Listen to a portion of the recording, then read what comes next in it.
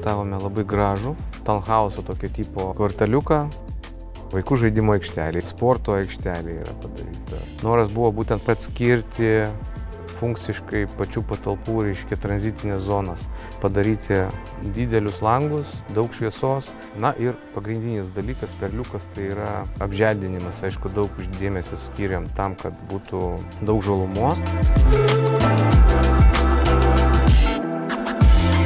Visur buvo žemuogės. Šitoje teritorijoje visur buvo žemuogės, nuo tų žemuogių viskas ir prasidėjo. Man atrodo, kad jas čia reikia turėti. Ir paskui pagal japonų principą, kad pasiskolinti aplinką reiktų kiekvienam sklype, tai stengiamės pasiskolinti mišką, ką turim aplinkui. O jeigu mes naudojam tai, ką matom aplinkui, tai tada mūsų erdvė asmeninė labai išsiplečia. Jos apsijungia ir tau atrodo, kad tavo sklypas tęsiasi iki tvenkinio.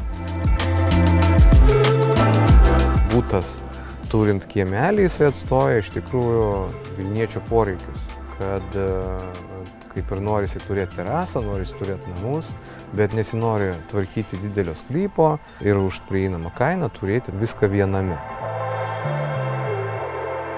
Mes turime dekoratyvinės obelis, lazdynus, sedulas, šermukšnius. Viską galima valgyti.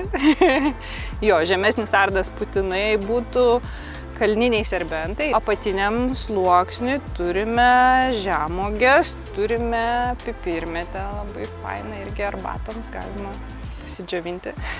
Barainių, labai daug visko. Gyvatvorį iš aronijos darėm vaikams aikšteliai, kad irgi galėtų ir pavalgyti. Rudenį jinai labai graži, lapai spalvinasi. Norisi, kad tas apželdinimas nebūtų standartinis, o kad jis dėl kažko.